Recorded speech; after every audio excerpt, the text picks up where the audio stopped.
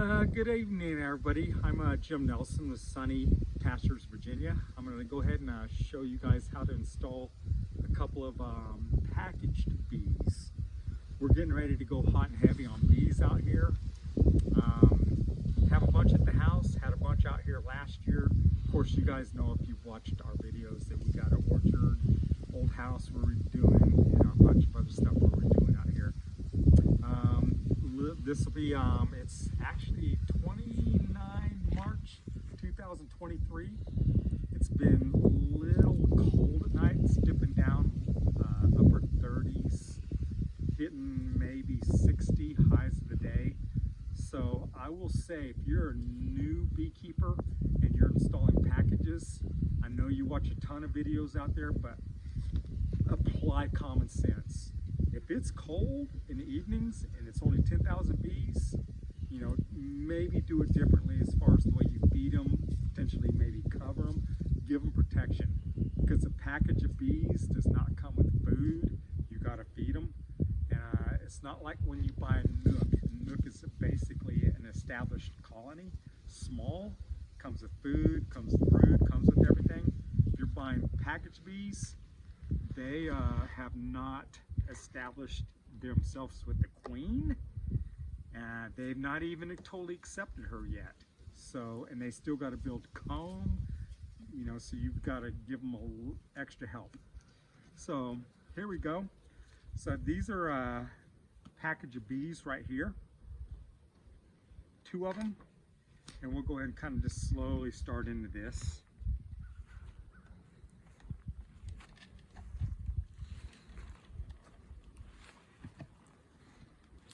Boy, they put these staples on here pretty tight.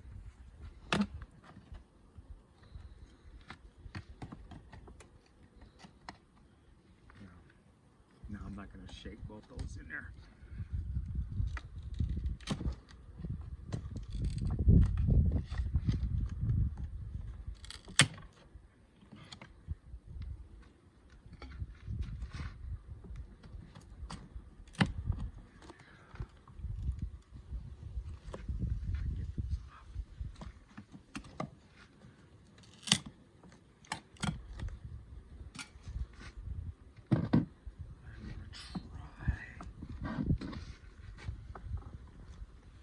Man, they really put these things on there pretty darn good, don't they? I'm gonna try to use this and see if I can pull this out like that.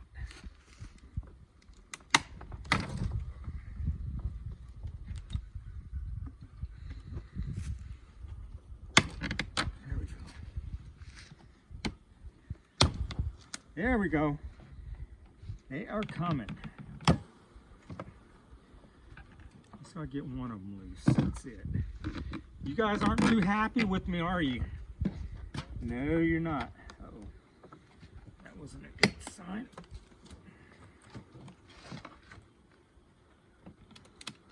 There we go. Normally, we're doing this out in the countryside. I'm not at my house, but normally I cut this wood with a saw, but we're out here in a place that's totally off grid right now. So I'm very limited on as far as tools and what I have, unfortunately.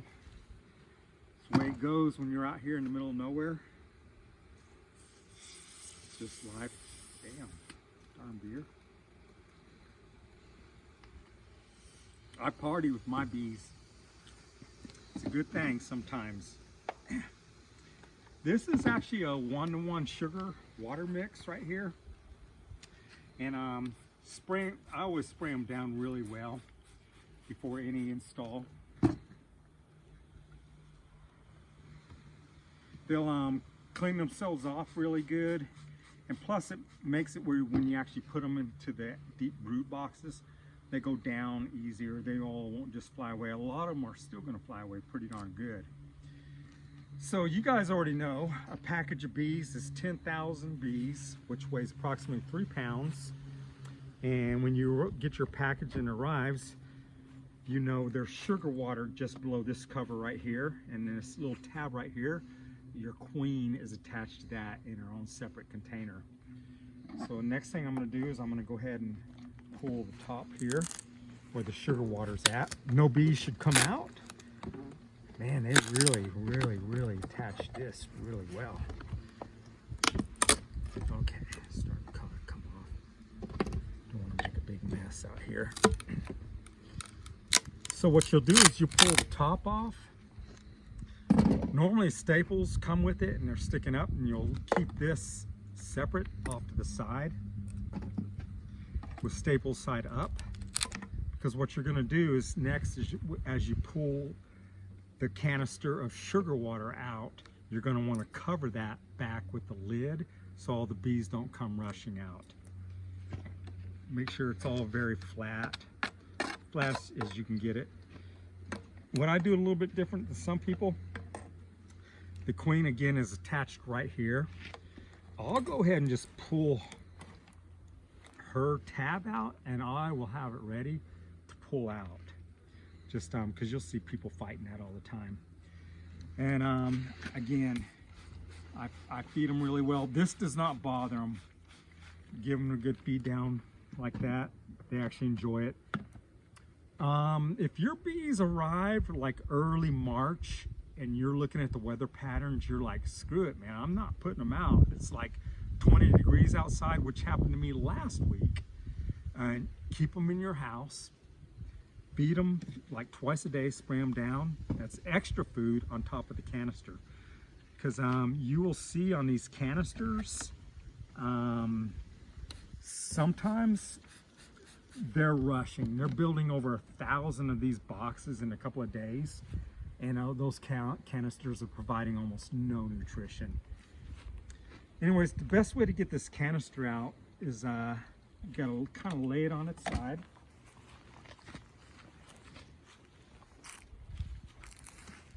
Get your hive tool.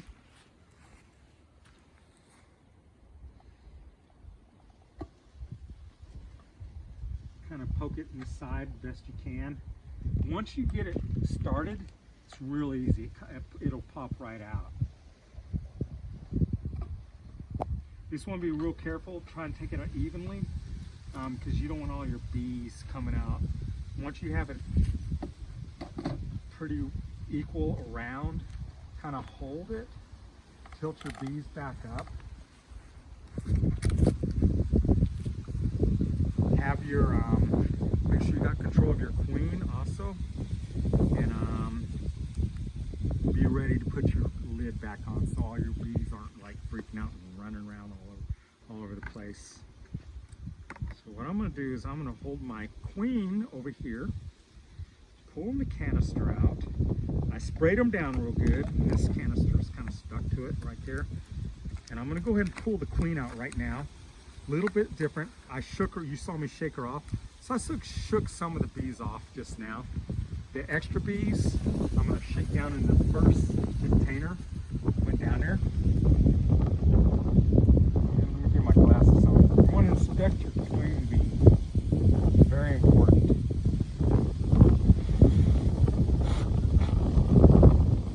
This queen bee, she's very much alive. She looks excellent. Her abdomen is long. She's big already. They come with some worker bees, and what they're doing is actually feeding her, grooming her. This part right here is actually sugar candy right here, and it comes with two plugs, a plug over here on your sugar candy side and a plug over here. I consider that the emergency release side over here. So what we're going to do is on her,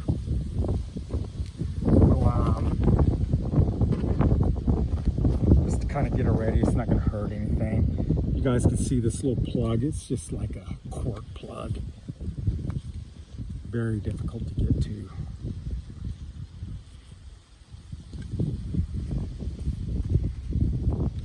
Boy, that bee is really upset trying to get that queen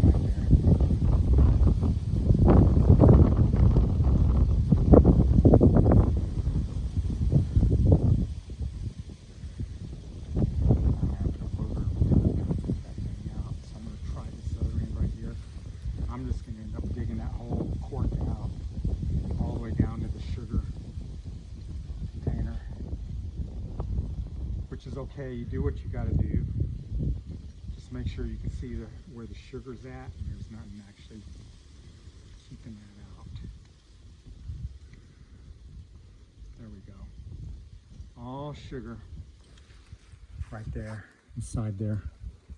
And there's, like I said, your emergency release cork right there. I have used that before in extreme cold weather where I gave the queen 24 hours and then I did release her. This queen, she is unmarked. I'll mark her in about 1 week. You guys are familiar with the universal markings. Red is for the year of 2023 right here. So she'll get marked next week if everything goes well. So we'll kind of just set her aside. She's got her little workers. She's been sitting in here. Today's Wednesday. They probably packaged these bees probably Saturday or Sunday. Mail system since Monday. So her pheromones have been throughout this cage for the last potentially 5 days. So they probably accepted her. But we'll go ahead and release her. Some beekeepers give typically 3 days. I'm going to go 2 days. I'll give them 2 days. If they have not released her by eating out the candy and releasing her, I'm going to go ahead and do an emergency release and release her into the actual deep brood box. And I'm going to go ahead and put more. Like I said, when I do this, the more sugar water, the less crazy flying around the bees do. It's just better. Are you a happy little bee? Yeah, just don't sting me, whatever you don't do. 1 second here. I gotta have my own. Like I said, I party with my bees. When there's nobody watching, I sing to them. They like it, I can tell, because they do their little bee dance. So here we go. So as you guys can tell, I got a frame holder. I just stick those in, pull 3 frames out, kind of position the side a little bit. Make sure you got your reducer on the smallest side in case to prevent robbing, because there's tens of thousands, 100,000s of bees in this area right here. They smell honey or anything, they will try to go through there. So your smallest reducer that you actually have, critically important. I did the best I could within my abilities. I did give them a little bit of a drawn comb. I'm gonna put that drawn comb right in the middle.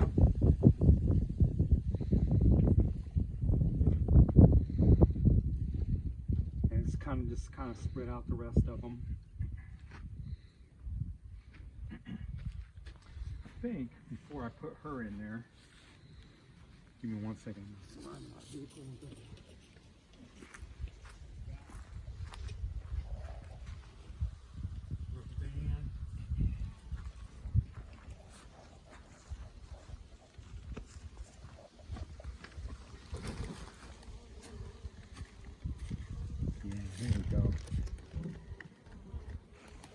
Bees are getting kind of curious about everything, aren't they?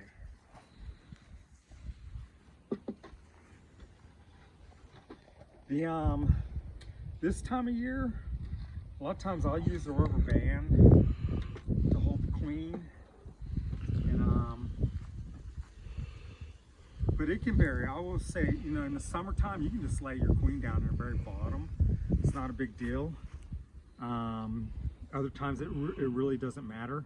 But because we're hitting pretty cold temperatures, high 30s at night here, I'm gonna make darn sure she's held real close on this frame toward the upper end and closer toward the actual middle of the frame. Reason being, because when I put my top feeder on, I want the feeder above the queen, above all the bees that are actually feeding, and to keep her warm at the same time, and have the food sources and everything around. So here we go. So the queen's right there. She's just kind of ready. I'm going to dump all the bees in. Her pheromones are already in there. You guys have seen this before many times. You just kind of do a quick bump,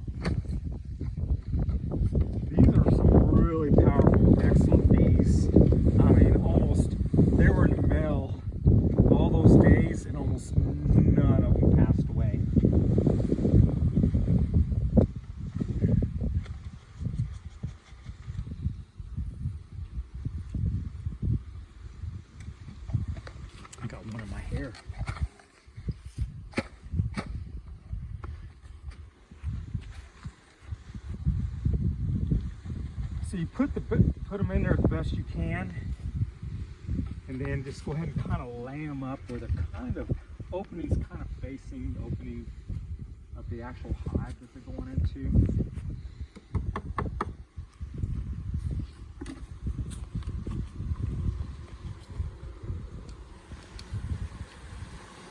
A couple of my hair. Okay. I did get stung by one, so I'm gonna go ahead and put my helmet on. Right through my hair a little bit.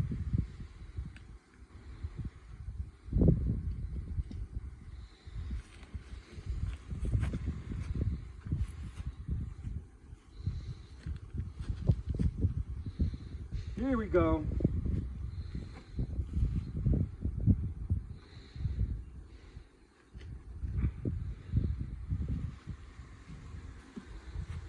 You always want to handle them real easy, real mellow. You don't want to be in a rush. Just kind of let the frames just kind of get there all on the bottom. Like I said, when I sprayed them down, that made most of them were there, not going to be flying around.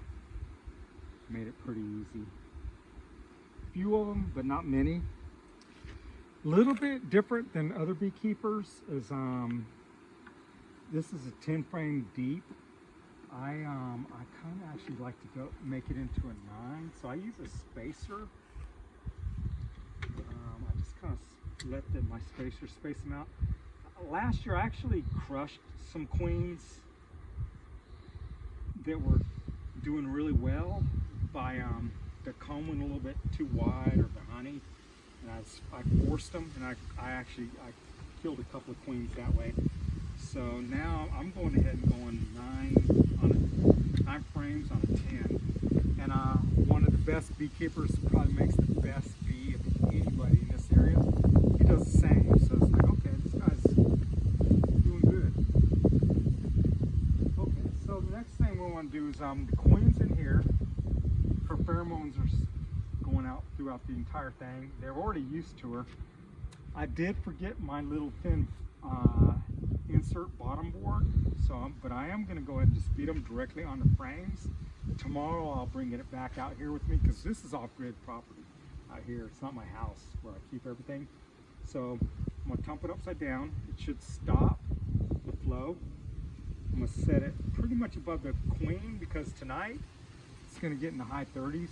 It is going to get cold, so they can feed, they can keep her warm, and everything should be okay. This is a super. I'm going to put this on just to cover the food source right now.